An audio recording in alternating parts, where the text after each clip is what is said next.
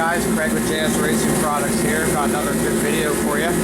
Sorry about the noise. It's freaking cold and I got the torpedo heater on at the moment.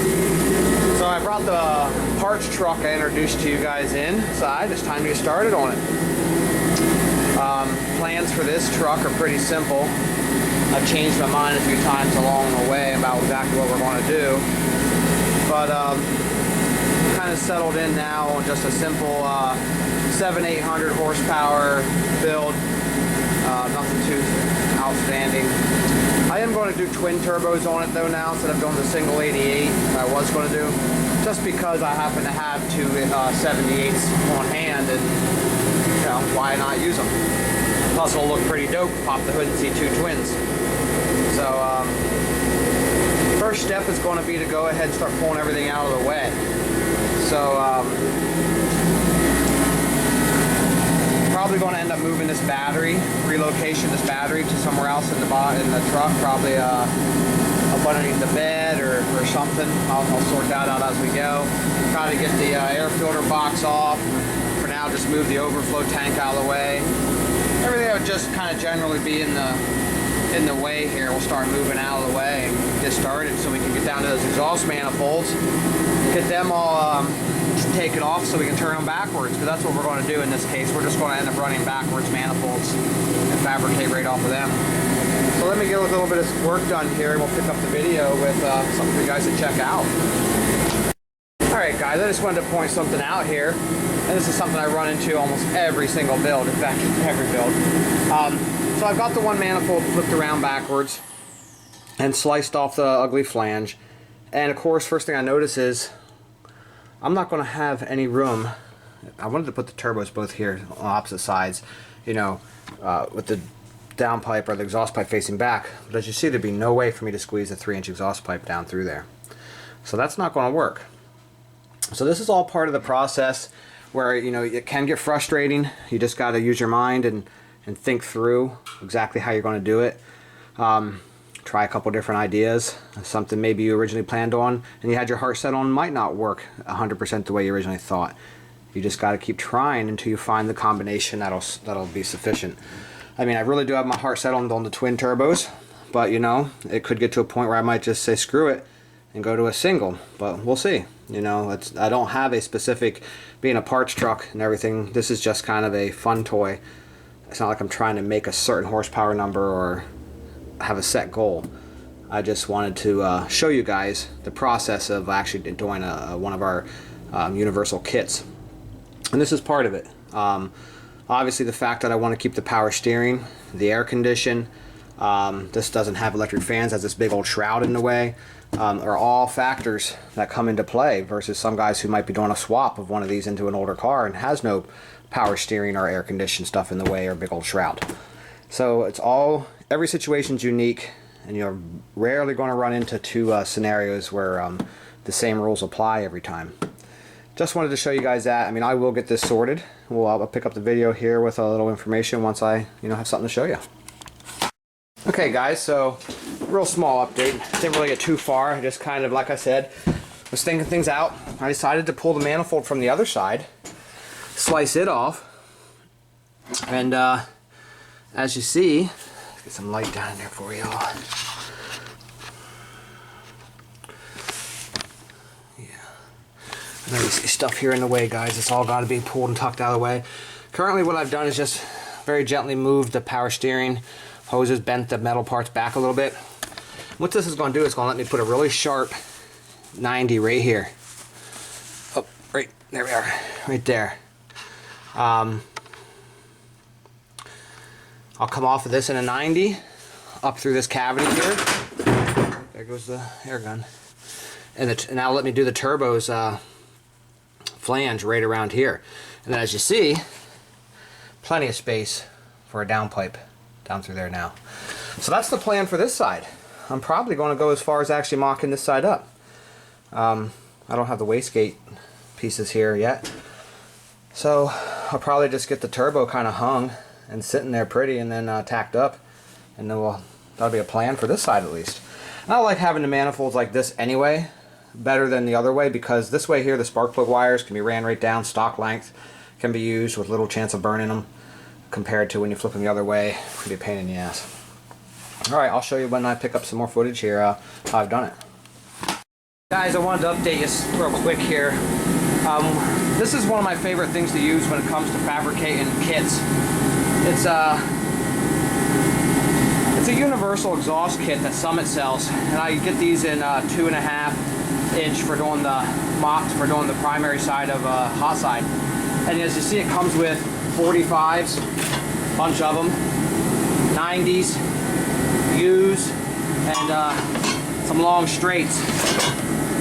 There's enough pieces in this box to do a couple cars, especially single turbo. Twin turbo, I'll use up a couple of them, but I'll have plenty left over. I just happened to be getting low, so I had to buy another one. And I bought a 3-inch one too for doing the downpipes. I'm actually twin turboing my Mustang after this, and I'll have plenty left over for that. But the beauty of these is they're not crimp bend or crush bend. They're all mandrel. And they even go as far as making them slip fit.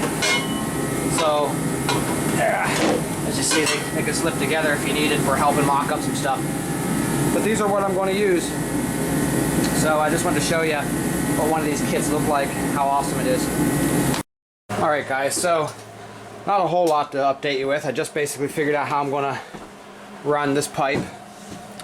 So what I've done is I've squished it in the vise so that the T4 flange, hold on, right here, will just about fit down inside of there, and I'll fine tune that here in a bit.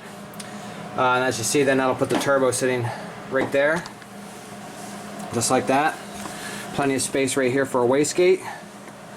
And gone ahead and moved the computer out of its plastic housing. I'll move all this stuff out of the way a little better eventually. For now, everything's just tack welded. I'm gonna pull the manifold off and do the finish welds down there next, so I can get that that sorted out. And then the turbo for this side should be pretty much all but mocked up. Should end up sitting there just like that. That'll be awesome. Straight up in there. Pick up some video footage with the finished weld there. Alright guys, so one thing I talk to a lot of you about when we speak on the phone and through emails is don't be afraid to go buy a welder and get out there and do this yourself. A lot of you say, I'm not very good at this, or I've never done it, and you know, we've all been in that same position one time or another. In fact, this was my first MIG welder. Craigslist special. Guy used it once or twice. Sold it at the fraction of its price new. It's a little 110, 140 amper. Yeah, I got to run it on full bore when I do things like this. So I could use a stronger welder if I want to do anything thicker. But I do have my TIG now, which, you know, can do stuff. But the reason I'm not using the TIG for this type of thing is because, this is what I'm going to show you. Usually when you're joining a thin metal to a thick metal, the TIG has trouble, if you blow through, you have trouble filling in as easy as you do with the MIG. Like here, I blew through. And you'll see, this is one of the things you're going to run into. Or you're going to run into a lot of situations where you might have a gap, where you didn't cut it just right. And you need to learn how to fill that in. One of the tricks I like to do, and I had a gap here on this actually because I changed this angle a little bit, is slice off a little pie section from a scrap piece of pipe and set it in there. That's the right, you know, that fills in most of the gap, and then just weld the seams up carefully. You'll end up blowing through more often than you care to admit, and when you do, it's just a matter of little burps around the edge, letting it glow and then harden, glow and then harden. You work your way towards the center and you'll have that filled in no time. So moral of the story is just don't be afraid to go ahead and weld. These manifolds are cast steel, not cast iron, so they do weld really well. Kind of wish I had a little stronger of a welder for penetrating them, but we'll see. It should be fine. Usually I don't let the turbo sit right on here and all the weight be supported by the weld. Usually I'll reinforce it somehow or hang it off the motor. But if I don't do that, in that case, I'll probably end up running a gusset on here. I'll probably end up putting some sort of a brace to make it a little bit stronger. We'll see. You never know. It's all up to you and how you do it. I just wanted to show you my progress. Don't make fun of my welds. I am definitely not a professional bead layer. I'm more about function than form. This will get wrapped in some header wrap anyway, and it's gonna work fine. So I just wanted to show you that and touch base with you about the fact you shouldn't be afraid to go out and try to weld, even if you don't know how. Just watch some YouTube videos and practice on some scrap. You can get her done. Okay guys, so there we go. That was after a few passes. It's definitely on there. I did a couple passes on it. I don't see it going anywhere, to be honest. So next step's going to be to get this part figured out, and we'll pick up from there, and should be about done with this side, minus the as far as the mocking up goes and getting the turbo sitting on there. Next step will be to get the other side matching somewhat, so they're kind of a mirror image. I kind of like both turbos to sit somewhat the same if possible. Alright guys, back again. So the manifold that was for this side, obviously, I guess not obviously to you because you're not here, but the manifold that was left over couldn't work because to run it facing forward and down like we did on that side would have just shot it right into all of the heater core lines and everything. So luckily for me, I have a stash, and I went out and dug through the stash and I found this one. Now granted, this has to run the way I don't like, up for the spark plug wire clearance, but this side don't have near the stuff in the way for the downpipe. There's still plenty of space even with it up, so the other side kind of had to go that way. And this is just an example of how you may end up having to design each side slightly different. It won't be an exact mirror image, but as far as how your manifolds go, but you have to get around stuff.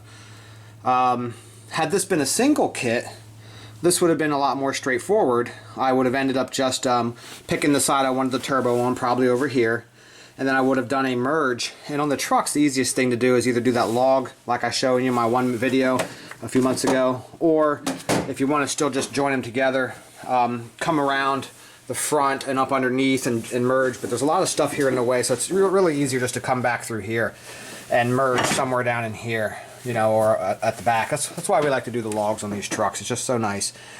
But since I'm doing twins, the log's out of the question for now. Although I still have it somewhere. I'll show you guys again, even though everybody picks on me because of my welds on it. Where is that old log manifold at? She's here somewhere. This truck takes up so much space. I barely can get around in here. Okay guys, I don't see it. But I still have it. In fact, I was really tempted to use it on this truck, but I just don't see it now. Anyway, there's a video about it. It's oh, there it is. It's tucked back in here by the Porsche. Oh, this garage is so crowded. Here she is. See, this is the log style that I talked about building, where you come back around in, and actually I used a 3-inch pipe because I was planning on putting this on a 6-liter, and then you just come back and through, and both sides feed through. I mean, that's 3-inch. That's plenty of flow for 2 manifolds to join together on a 6-liter. But we're not doing that. We're doing twins. So that being said, now it's time to figure out the 90-degree neck to come off there, so I can put the turbo, well, right about here. So stay tuned. We'll get her hanging there. This is actually a good turbo, but it's a used one. I'm just using it for mock-up. It's one I took off the Porsche a while ago before I went to the 76 billet. So I do have new ones. I just didn't feel like banging them up. So I'll pick up some video here in a bit, guys, when I have something to show you. Alright, boys and girls, back again. So this side's kind of tacked and mocked. See how simple this one was, being that it was a up-style manifold. The piece is real short. And then what I did was, having a little trouble eyeballing exactly on the first cut to make the turbos the same height, and all that. So I figured out the easiest way was just, since these were slip fit style pieces and I cut it off, I just cut off like 1 inch of it, and then just raised and lowered that with the tape measure when I had the T4 flange on it, like this. And I just got them then to be the same height. And then of course once that's all welded, you'll never see it. It doesn't matter. Still space here for wastegate, and we'll put the wastegate on this side right here. They'll match. Be awesome. So I'm going to pull this manifold off and go ahead and weld this one up. And twin turbo manifolds minus wastegates will be finished. Weld them all up. That'll be awesome, won't it? Alright, we'll pick up here with some video footage of the next step. I'm going to actually do this video in stages instead of uploading one really long video at the end of the day. At the end of the mission, I'm going to upload it in stages and parts. And this one's going to be entitled Part 1, and that is, you know, how to do your manifolds, or a way to do your manifolds. So now you see just one way of doing manifolds and how awesome they are. These babies are going to make some good power. They're going to flow really well. And I'll finish them up here. And got another junk turbo lane here. I think it's a one of the Z-Bay ones. I think it's non 3 or something. I don't remember. But I'll just lay it on this side and put my good one on that side and see what she looks like. And I'll probably end up calling her quits for the day. I'm just going to do this thing in small chunks. It's cold out and we're starting to get snow, so I'll go inside and get warm. Alright guys, I'll pick up here in a bit with the finished welds. Guys, I wanted to show you just another little trick. So usually when we do a turbo kit, we'll use 2.5-inch piping for a single kit. We'll do a merge into 3-inch, and 3-inch usually fills up the center of the T4 flange very well. You don't have any of these gaps like this. Even when you squish this in the vise, usually what I tell you guys to do with the 3-inch is squish it in the vise, you know, make an oval out of it, and then usually that fits right in there pretty good. You can even get it to tuck in there if you're real crafty. But anyway, let me show you what I've done here. Like these two I haven't done yet. Obviously you see a gap here, a gap here. Now this one's already been done and welded. This one's just now tapped over, but it ain't welded yet. All I'm doing is going around. I think this is actually a diff pin. I'm just going around with the hammer and stretching that metal out, so that way when I come around here to the back side, here you can see the welds. I'm actually starting to look like I might know how to weld there, aren't I? And then you won't have as big a gap to fill in like that. You know, that's a heck of a gap. So I just wanted to show you that. You just go around and work the metal, especially when it's hot, after you secure it really good with some tacks. Well, those are actually beads. It gets nice and hot, that metal will stretch easy. You just tap it over with a hammer and something that you hit it with. I just wanted to show you that tidbit, guys. Coming a long way here. Get this manifold finished welded up and finish the other one. The other one doesn't have the T4 flange completely finished yet, and the manifolds will be done, and that'll be the end of part 1 for this video series. I'll pick up here with a little more when I'm done, guys. Okay guys, finished. That's how easy it is. Just been out here in the garage for a few hours and basically made myself some manifolds that are going to be awesome. I might even throw some paint on them. What do you think? But yeah, they look totally different, as you can see, because this one ends up running down and forward, and this one ends running up and forward, but they put the turbos in the same location on either side. Should be awesome. I'm going to go ahead and throw them on with 2 bolts, just so I can set 2 turbos on there and kind of get the feel for how it's going to look. Then I'm going to call it quits for the day. I'll end up putting wastegates on both of these, one here and one there, and that'll be it for the manifolds. They'll be done other than some paint. So hold still here. Let me slap them on and throw a turbo on each one, and we'll see what they look like. And that'll be it for how to make your manifold example of how to make your manifolds, part 1 of the parts truck segment. This thing's got 310,000 on it. Can you believe it? 310,000. Haven't touched the motor. The motor's stock. I have the 4L80E is rebuilt and has a Transgo correction kit in it, and I got a Circle D triple disc billet converter in there. But as far as the motor goes, we're just going to do valve springs and cam and let it eat. See how she goes. Got this intake for it. It's a truck intake that's been smoothed. Got a good deal on her. So that's going to go on there instead of that ugly one. But other than that, I'm going to let her stock. See how long she lasts. I have a feeling it'll be a while. You know, we're only going to push this thing to probably maybe, I don't know, it depends what cam I go with. Probably about 700-800 horse. 8-ish. We'll see. Okay guys, hold still. I'll show you what they look like. Okay guys, here we go. Got 2 mock-up turbos sitting on here. There's how she looks. What do you guys think? I think it looks awesome. Wow. Yeah. This should be no problem now to run the down pipes. I will have to finagle them a little bit. For example, this one here can't go straight. It'll obviously go into that stuff. So it's going to come out of here at a little bit of an angle and then go right down through that opening. Plenty of space. This side, I just bent the air conditioner condenser kind of over a little bit.